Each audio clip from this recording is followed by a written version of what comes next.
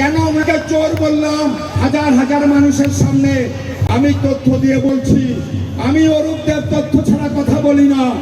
দেখুন আপনারা, গত 5 বছরে এই বস্তালোচন এডিসির সমস্ত টাকা লুটে পুটে বস্তায় ভরে বাড়িতে নিয়ে গেছে। এলাকার জন্য কিছু করেনি, এলাকার জন্য কিছু করেননি উনি। এখন যখন নির্বাচনে উনার প্রার্থী হওয়ার কথা ছিল না, কারণ বিজেপি দলের ভোটাররাও উনাকে পছন্দ করে না।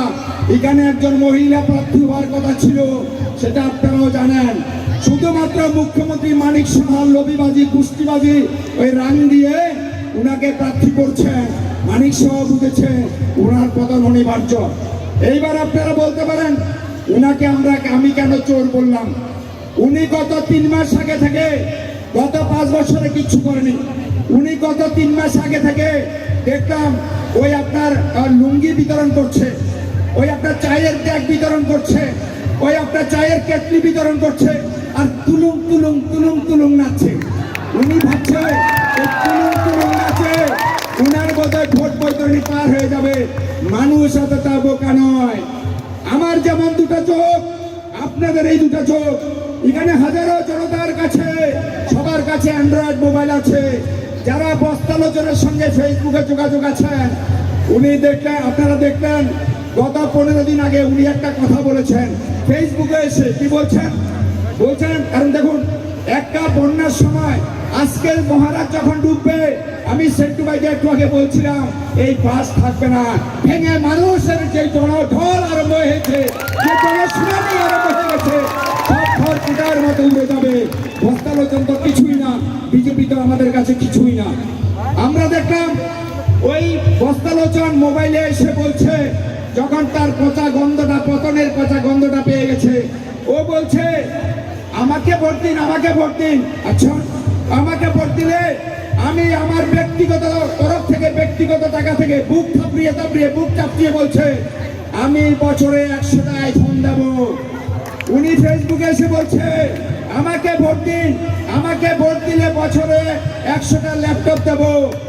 আমি বললাম ভালো ভালো, আপনারা সব শিক্ষিত মানুষ।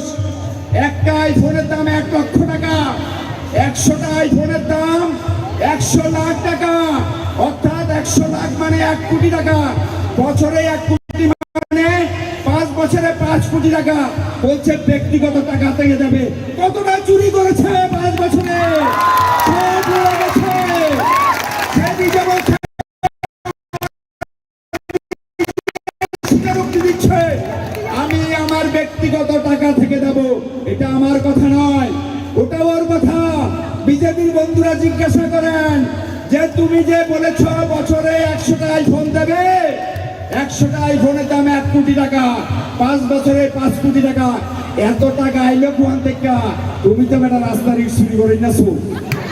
তুমি এখন বলতে পারেন যে বস্তালোচন ত্রিপুরা কেন বললাম, কেন ওনাকে চোর বললাম?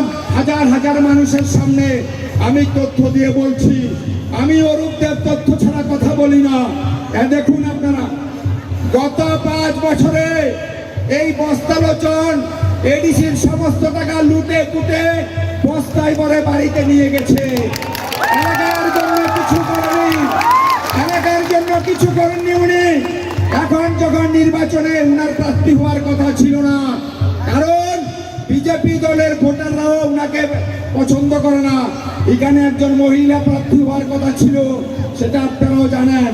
শুধুমাত্র মুখ্যমন্ত্রী মানিক সাহার লবিবাজি কুস্তিবাজি ওই রাং দিয়ে উনাকে প্রার্থী করছেন। মানিক সাহা বুঝেছে উনার পতন অনিবার্য। এইবার আপনারা বলতে পারেন উনাকে আমি কেন চোর বললাম? উনি গত 3 মাস আগে থেকে, গত 5 বছরে কিচ্ছু করেনি। উনি গত 3 মাস আগে থেকে দেখলাম